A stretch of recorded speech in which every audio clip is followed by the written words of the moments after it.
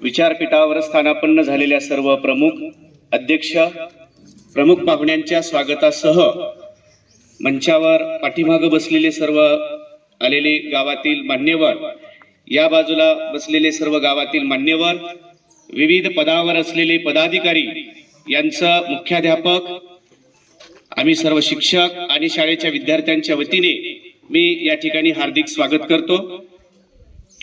आणि आज योगायोग अचानक हा आलेला योग आमच्या सर्व विद्यार्थ्यांसाठी अतिशय महत्त्वाचा आणि मोलाचा आहे।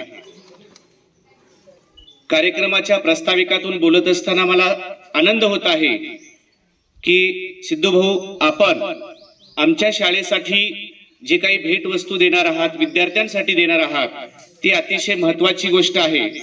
पारडीसारख्या आमच्या तांड्यावरील विद्यार्थ्यांच्या शैक्षणिक विकासामध्ये आणि त्यांच्या शैक्षणिक वाटचालीमध्ये आपले हा खारीचा वाटा अतिशय मोलाचा ठरणार आहे। ह्या सगळ्या गोष्टी करत असताना शाळेच्या संदर्भात आपणास मी आदरपूर्वक सांगू इच्छितो की शाळेचा गुणवत्तेचा विकास आलेख जर आपणाला सांगायचा झाला तर आमची शाळा गेल्या वर्षी तालुक्यात मुख्यमंत्री माझी शाळा सुंदर शाळा यामध्ये प्रथम क्रमांक आलेली आहे। तत्पूर्वी 2 वर्ष त्याच्या अगोदरच्या वर्षी तालुक्यात दुसरा क्रमांक मिळवलेला आहे। गेल्या वर्षीच परभणी जिल्ह्यामध्ये आदर्श शाळा पुरस्कार सुद्धा आमच्या शाळेला मिळालेला आहे। गेल्या वर्षीच्या साहित्य संमेलनाची अध्यक्षा, लहान मुलांचं संमेलन झालं विद्यार्थ्यांचं, आणि त्या साहित्य संमेलनाची अध्यक्षा सुद्धा कल्याणी आडे ही आमच्या शाळेची विद्यार्थिनी झालेली आहे। याशिवाय आकाशवाणी केंद्रावर अनेक कार्यक्रम आमच्या विद्यार्थ्यांच्या मार्फत होतात। उत्कृष्ट बालवाचक पुरस्कार आमचे विद्यार्थी मिळवतात। एवढंच काय तर आताच परवा दिवशी झालेल्या कथाकथन स्पर्धेमध्ये प्रथमतः परभणी जिल्ह्यातून पहिलं पारितोषिक मिळवणारी विद्यार्थिनी आमचीच साक्षी राठोड, आणि परभणीचं नेतृत्व करत असतानाच 7-8 जिल्ह्यांमध्ये मानवत या ठिकाणी झालेल्या विभागस्तरीय स्पर्धेमध्ये सुद्धा साक्षीने आपल्या परभणी जिल्ह्याचा मान कायम ठेवला, ती विभागात प्रथम आली। म्हणजे सांगण्याचं तात्पर्य असं की आपण ज्या पद्धतीने आमच्या शाळेमध्ये आला आहात, आमच्या शाळेच्या गुणवत्तेचा आणि चालणाऱ्या कार्यक्रमाचा या ठिकाणी आपल्याला लेखाजोखा दिलाच पाहिजे। दिलेलं दान हे योग्य ठिकाणी गेलं की नाही, पोहोचलं की नाही, याचं सुद्धा समाधान आपल्याला झालं पाहिजे। या अनुषंगाने मी या ठिकाणी सांगत आहे। ह्या सगळ्या गोष्टी घडत असताना आमचे कर्णधार असलेले डी.के. कुलकर्णी सर, आमचे मुख्याध्यापक, हे सातत्यानं आमचे मार्गदर्शक म्हणून विद्यार्थी आणि गुरुजी लोकांसोबत सहकार्य करतात। आमचे ज्येष्ठ पदवीधर शिक्षक पंडित सर, ते सुद्धा या ठिकाणी नव्याने यावर्षी या सत्रामध्ये दाखल झालेले आहेत। त्यांचा सुद्धा अतिशय हातखंडा आहे कामामध्ये। सोबतच खजिने सर हे सुद्धा नव्याने रुजू झालेले आहेत। करीम सर डासाळा या शाळेमधून या ठिकाणी आलेले आहेत।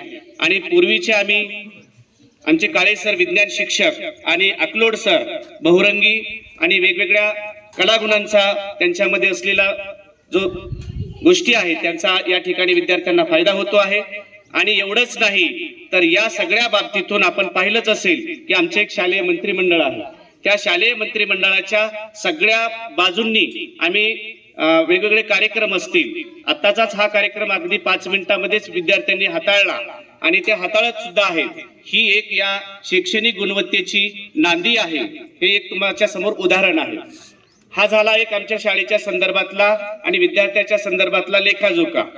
सिद्धू भाऊ, शिक्षण हे असं महत्त्वाचं साधन आहे की ज्याद्वारे माणूस आपला विकास करतो, आणि या शिक्षणाच्या माध्यमातूनच आपल्या कुटुंबाचा, आपल्या घरातील जी गरिबी आहे, जे दारिद्र्य आहे, या दारिद्र्याचा पूर्ण नायनाट करू शकतो। घरातला एक व्यक्ती, एक विद्यार्थी जरी नोकरीला लागला तर ते कुटुंब काही ना काही अंशी का होईना पुढे 4 पावलं चालतं। म्हणून प्रत्येक घरातला एक विद्यार्थी का होईना कुठं ना कुठं पुढे गेला पाहिजे।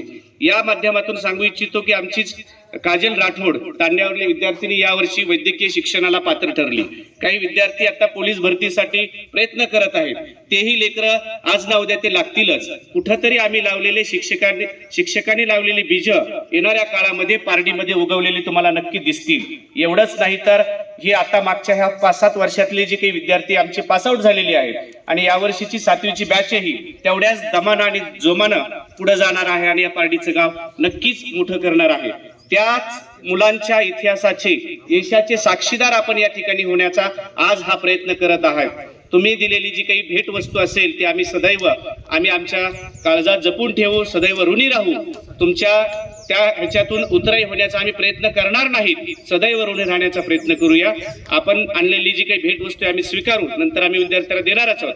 पण या अनुषंगाने मुख्याध्यापकांच्या वतीने आणि आमच्या विद्यार्थ्यांच्या वतीने आपणास एक छोटीशी मी मागणी करू इच्छितो. आपण आलाच आहात तर या बाजूचं हे जे साऊंड सिस्टीम आहे ते म्हणजे चार्जिंग वगैरे सगळं आता चालू आहे, पण ते अगदी नादुरुस्त स्थितीमध्ये आहे. तर संगीत येणाऱ्या 26 जानेवारीला आम्हाला याची फार निकड आहे. तर आपण आपल्या माध्यमातून या साऊंड सिस्टीमची आणि एक पश्चिम महाराष्ट्रामध्ये झांज पथक असतं, आपल्या मराठवाड्यामध्ये नाही आहे, तर ते एक झांज पथकाची जर व्यवस्था केली, त्याचं जे साहित्य आहे आमच्याकडे अकलोड सर आहेत पश्चिम महाराष्ट्रातून, त्यांनी ते कला अवगत केलेली आहे. तर त्यांच्या माध्यमातून आपल्या पारडीतल्या विद्यार्थ्यांमध्ये जर ते झांज पथकाची कला आली तर आपण मराठवाड्यामध्ये एक पारडीचं नाव वेगळ्या पद्धतीने पुढे आणू. आणि ते जर तुम्ही दिलात आणि साऊंड सिस्टीमची जर व्यवस्था केली तर नक्कीच येणाऱ्या काळामध्ये आमचे विद्यार्थी त्याही गुणांचा विकास करतील आणि पुढच्या प्रवासामध्ये जातील. एवढंच मी या ठिकाणी आपली मागणी करतो. आपण या ठिकाणी आलात हे खऱ्या अर्थानं आमच्या विद्यार्थ्यांसाठी हा एक इतिहासाचा क्षण आहे. सिद्धूभाऊ खुशे असतील किंवा वर बसलेली मंडळी असतील, सरपंच असतील, यांना सांगू इच्छितो की हा कार्यक्रम फक्त एवढ्या पुरता नसतो, हा इतिहासाचा एक पान तयार होतो. इथं बसलेले ही जी डोळे आहेत ते तुमचं निरीक्षण करत असतात आणि देणाऱ्याचे हात सदैव वर असतात आणि घेणाऱ्याचे खाली असतात. म्हणून आपला हात सतत वर असला पाहिजे. देणाऱ्यांमध्ये उद्याच्याला हेच विद्यार्थी आपली ही शिकवण घेऊन येणाऱ्या काळामध्ये देणारे हात बनतील अशी अपेक्षा या ठिकाणी ठेवतो आणि माझे 2 शब्द संपवतो. जय हिंद, जय महाराष्ट्र.